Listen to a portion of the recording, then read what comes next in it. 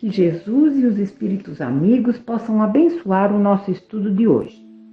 Falaremos sobre o poder e a riqueza aqui na Terra e como eles podem interferir em nossa vida espiritual futura. Segundo o autor Hermínio C. Miranda, em seu livro Diálogo com as Sombras, ele vai nos dizer que o poder e a riqueza são provas difíceis e que um espírito precisa estar muito bem preparado para nelas não falir. Através de sua experiência por décadas como dialogador em trabalhos de desobsessão com espíritos desencarnados, ele vai afirmar que a grande maioria desses casos de obsessão ferrenha envolve espíritos que, quando aqui na Terra viveram, eram poderosos, prejudicavam e humilhavam a muitos por sua própria condição social, pelo seu poder de mando. E quando voltam para a espiritualidade, levam consigo um certo pressentimento de suas dívidas e por isso fogem desse ressarcimento, se ligando a grupos que querem preservar o seu poder de mando também na espiritualidade. Mas quando chega a hora do despertar, renascem em situações lastimáveis e sofrem perseguições daqueles que foram por eles prejudicados. Vamos então à leitura de O Poder, nesse livro Diálogo com as Sombras. Vamos lá então. Muitos dramas cujos vagalhões vêm rebentar em nossas mesas de trabalho mediúnico têm o seu núcleo principal na terrível paixão pelo poder. Um espírito disse-me certa vez em que dialogávamos: sempre fui grande. Em termos humanos, sim, fora grande, desde remotíssimos tempos, desde o Antigo Egito até a Europa moderna. Mas o que é realmente a grandeza? E agora vem as palavras de Jesus: o maior dentre vós seja vosso servidor, pois o que se exalta será humilhado, e o que se humilha será exaltado. Portanto, o conceito de grandeza formulado pelo Cristo não foi o de servir às nossas paixões, mas o de servir ao semelhante. Ele mesmo, o Cristo, cuja verdadeira grandeza era impossível de ser ocultada, confirmava-se como simples servidor. Em outra oportunidade, utilizando-se de sua impecável didática, Jesus confirmou e ampliou o seu pensamento com que a demonstrar sutilmente que não tínhamos noção real do conceito de grandeza. E as palavras de Jesus novamente: em verdade vos digo que não há entre os nascidos de mulher maior do que João Batista. Contudo, o menor no reino dos céus é maior do que ele. Vemos assim que os parâmetros humanos de aferição da grandeza são inaceitáveis em termos espirituais. Entre nós, que tudo avaliamos segundo a insignificância das nossas medidas, tudo que sobreleva a mediocridade dos nossos horizontes torna-se grande, mesmo que do lado negativo da ética. É um grande criminoso aquele que mata com requintes de crueldade uma pessoa ou duas, mas é um grande guerreiro aquele que mata milhares. É grande o que disputou e conquistou a sangue e fogo posições de mando e governou multidões com pulso de ferro. São grandes os príncipes da Igreja, que ampliaram os poderes materiais da organização. É grande o escritor que obteve muito sucesso literário, quer sua obra seja construtiva ou desagregadora. Nessa invertida escala de valores, a criatura evangelizada, serena, amorosa, que leva uma existência a serviço do próximo, em renúncias ocultas e no silêncio do anonimato, essa criatura passa despercebida, ignorada e até mesmo desprezada. Isso isso nos induz a colocar sob suspeita nossos critérios usuais de avaliação da grandeza, pois eles nos têm levado ao longo do tempo a cometer tremendos enganos. Confundimos frequentemente o exercício do poder com a grandeza. Os sinais exteriores do poder nada dizem sobre o gabarito moral do espírito que os detém. E muitos de nós, no passado e no presente, temos nos deixado levar pela perigosa ilusão de que somos grandes, somente porque dispomos de autoridade incontestada. Mas quantas vezes, como simples anões espirituais, não temos subido as escadarias do poder? O pior, no entanto, é que o vírus do poder nos contamina e a intenção instala-se em nós por séculos e séculos. Espíritos atingidos por esse deslumbramento lamentável arrastam consigo para o mundo espiritual a paixão invencível do mando, e lá se juntam as organizações trevosas que se utilizam deles para oprimir e espalhar a desarmonia por toda parte. Eles se prestam a isso contanto que lhes sejam conferidos os sinais externos do poder, as insígnias, os séquitos, os tronos, bem como o comando de vastas organizações opressoras, pois não aprenderam ainda a viver fora desse clima. A decepção de alguns desses espíritos é terrível, quando se encontram privados daquilo que constitui o próprio ar que respira. Kardec nos preservou a comunicação de uma rainha indiana de Udi. Udi foi um reino da Índia, né? E essa passagem, essa comunicação, está no livro Céu e Inferno, na segunda parte, no capítulo 7. Vamos lá então. Kardec vai perguntar a essa rainha: vós que vivestes nos esplendores do luxo, cercada de honras, que pensai hoje de tudo isso? E ela: que tenho direito. A vossa hierarquia terrestre concorreu para que tivesseis outra mais elevada nesse mundo em que ora estáis? E ela novamente: continuo a ser rainha. Que se enviem escravas para me servirem, mas não sei, parece-me que poucos se preocupam com a minha pessoa aqui. Contudo, eu sou sempre a mesma. E mais para frente, outra pergunta: tendes inveja da liberdade de que gozam as europeias? Que poderia importar-me tal liberdade? Servem-nas acaso de joelhos? Bom, muitos são, no entanto, os que se revezam nos postos de mando, aqui e lá, montando e dirigindo terríveis organizações especializadas no crime espiritual. Dificilmente comparecem aos trabalhos de doutrinação os verdadeiros chefes dessas organizações.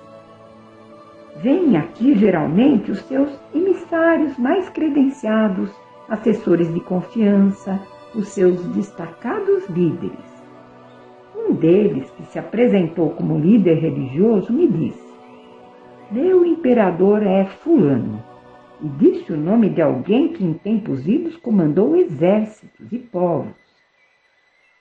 Mesmo com os chefes menores, no caso aqui, são os representantes desses chefes, né? O trato é difícil e não devemos alimentar esperanças de rápidas e radicais conversações. É preciso compreendê-los no próprio contexto em que vivem. Como vão deixar o poder? Entregá-lo a quem e por quê? Como viver sem as pompas, as ordens, as expedições, os planejamentos, as verdadeiras campanhas que desencadeiam contra aqueles que consideram seus irredutíveis adversários? Como voltar a ser um simples e endividado espírito, despojado de suas próprias defesas? Sim, porque sabem muito bem que, enquanto permanecerem ligados àquelas tenebrosas estruturas, estão adiando o momento do encontro consigo mesmos, com as suas mazelas, suas consciências, seus remorsos. Enquanto estão ali, permanecem ao abrigo dos olhares amargurados de antigos amores que o tempo não apagou. Por que trocar a glória que chega às fronteiras da divinização pelo sofrimento anônimo, pela reencarnação de resgate? O único jeito, a única saída possível está em agarrarem-se tenazmente ao poder, que exercem com a sensibilidade anestesiada. É por isso também que se recusam terminantemente a um diálogo que possa arrastá-los para a faixa da emoção, da brandura, da compaixão, da sentimentalidade. Enquanto estiverem no exercício do poder, estão ao abrigo da dor maior de enfrentarem a si mesmos. É mais fácil enfrentar a dor dos outros. Então nós vamos perceber a fuga desses espíritos para não assumirem sua realidade desastrosa. Mas também, quando eles resolvem enfrentar seus débitos em encarnações muito dolorosas, eles não estão sozinhos. A sua coragem e boa vontade sobre a corrigenda dos próprios defeitos atrairão a simpatia de muitos benfeitores para o seu sucesso. E agora, no sentido inverso, para ilustrar, Kardec vai se referir no capítulo 2, Espíritos Felizes, à Condessa Paula, também no livro Céu e Inferno. Vamos lá a essa leitura. E Kardec vai dizer: era uma jovem mulher, bela, rica, nascida em família ilustre, e além disso, um modelo completo de todas as virtudes de coração e espírito. Morreu aos 36 anos, em 1851. Era uma dessas criaturas cuja morte põe em todas as bocas as seguintes palavras: por que Deus retira tão cedo pessoas como essa da terra? Felizes os que fazem assim abençoada a própria memória. Ela era boa, doce, indulgente para com todos, sempre pronta a desculpar ou atenuar o mal, em vez de aumentá-lo. Jamais a maledicência lhe manchou os lábios. Sem arrogância nem estupidez, tratava os seus inferiores como uma benevolência que não descia a acessos de familiaridade, sem distanciá-los com ares de superioridade ou de uma proteção humilhante. Compreendendo que as pessoas que vivem do seu trabalho não possuem outros rendimentos e precisam do dinheiro que ganham, seja por sua posição, seja para viverem, jamais retardou o pagamento de um salário. O simples pensamento de que alguém pudesse passar necessidade pela falta de pagamento lhe produziria um peso na consciência. Não era dessas pessoas que sempre dispõem de dinheiro para satisfazer as suas fantasias, mas não para pagarem aos que devem. Não compreendia que pudesse ser de bom gosto para o rico fazer dívidas, e se sentiria humilhada se alguém pudesse dizer que os seus fornecedores eram obrigados a contemporizar os pagamentos. Assim, a sua morte provocou muitas lamentações, mas nenhuma reclamação. Sua caridade era inesgotável, mas não dessa caridade convencional que se ostenta em pleno dia. Era a caridade do coração e não a da ostentação. Só Deus sabe as lágrimas que ela enxugou e os desesperos que acalmou, pois as suas boas ações só eram testemunhadas por ela e pelos infelizes a que ela assistia. Sabia, sobretudo, descobrir os infortúnios ocultos, que são os mais pungentes, socorrendo-os com a delicadeza que reergue moralmente e ajudando em vez de rebaixar. Sua posição e as elevadas funções do marido a obrigavam a uma despesa caseira a que não podia furtar-se. Mas satisfazendo inteiramente as exigências da sua posição, sem mesquinhez, ela o fazia com método, conseguindo evitar desperdícios ruinosos e despesas supérfluas, o que lhe permitia reduzir pela metade o que outros teriam gasto sem fazerem melhor. Podia assim reservar da sua fortuna uma parte maior para os necessitados. Havia destinado uma parte importante dos seus recursos exclusivamente para esse fim, e essa destinação era sagrada para ela, considerando-a como redução a fazer nas despesas caseiras. Encontrou assim o meio de conciliar os seus deveres sociais com seus deveres de assistência aos infelizes. Evocada 12 anos após sua morte por um parente iniciado no espiritismo, deu a seguinte comunicação respondendo a diversas perguntas que lhe foram feitas. Foram tiradas dessa comunicação, dada em língua alemã, os tópicos que interessam ao nosso assunto, deixando-se de lado os de interesse da família. Aí a comunicação dela. Tens razão, meu amigo, de pensar que sou feliz. Eu o sou, com efeito, além de tudo o que se pudesse conceber, e não obstante, estou ainda longe do plano superior. Eu pertencia aos felizes da terra, pois não me lembro de ter experimentado nenhum sofrimento real. Juventude, saúde, fortuna, homenagens, eu tinha tudo o que constitui a felicidade entre vós. Mas o que é essa felicidade ao lado da que se encontra aqui? Que são as vossas festas mais esplêndidas, em que se exibem as mais ricas joias comparadas às assembleias dos espíritos que resplandecem de uma luz que os vossos olhos não poderiam suportar e que é o apanágio da sua pureza? O que são os vossos palácios, os vossos salões dourados, ante as moradas aéreas, o vasto campo do espaço matizado de cores que fariam empalidecer o arco-íris? Que são os vossos passeios, passo a passo nos parques, ante as viagens através da imensidão, mais rápidas do que o relâmpago?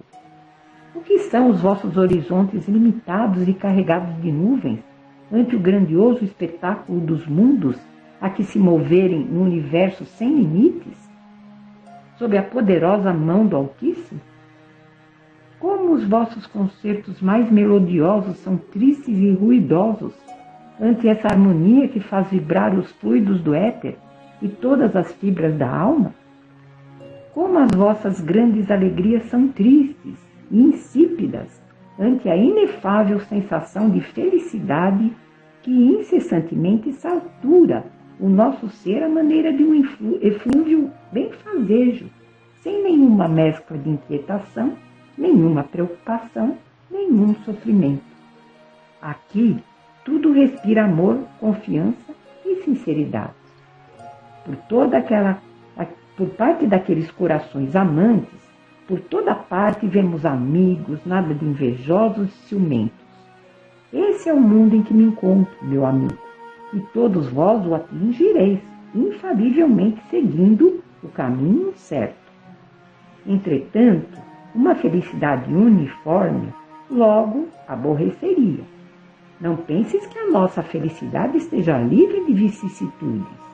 Não se trata de um concerto perpétuo, nem de uma festa sem fim, nem de beatífica contemplação através da eternidade.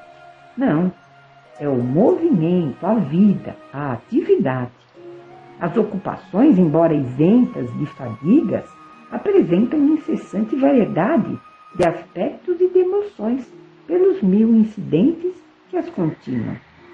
Cada qual tem a sua missão a cumprir, seus protegidos a assistir, amigos da terra a visitar, processos da natureza a dirigir, almas sofredoras a consolar. Há um vai-vem, não de uma rua para outra, mas de um mundo para outro. As criaturas se reúnem, se separam para novamente se juntarem, encontram-se aqui e ali, conversam sobre o que fazem, felicitam-se pelos sucessos obtidos, entendem-se, assistem-se mutuamente nos casos difíceis. Enfim, asseguro-te que ninguém dispõe de um segundo de tempo para se enfadar.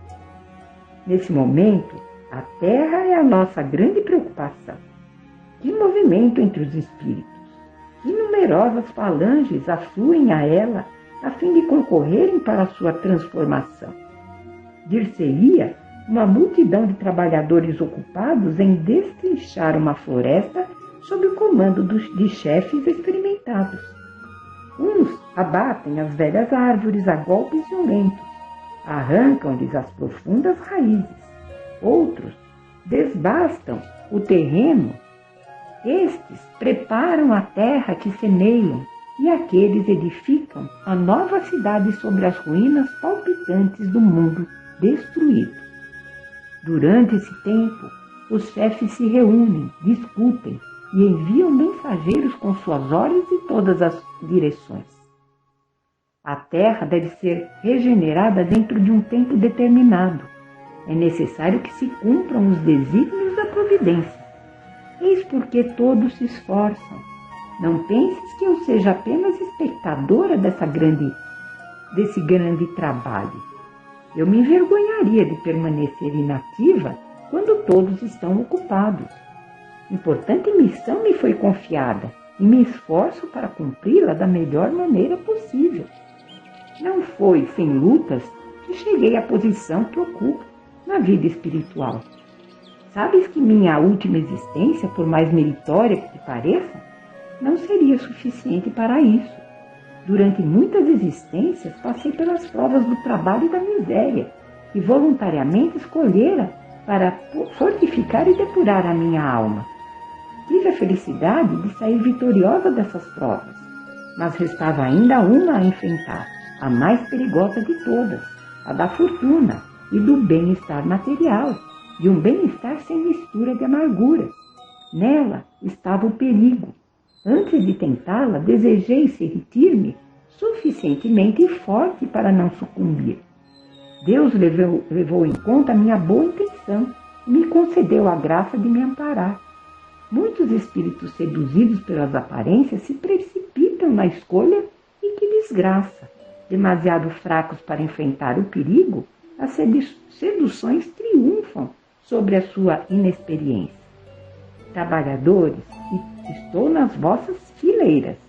Eu, a dama nobre, ganhei como vós o meu pão com o suor da minha fronte. Sofri nas privações, passei pelos maus tempos e foi isso que desenvolveu as forças viris na minha alma.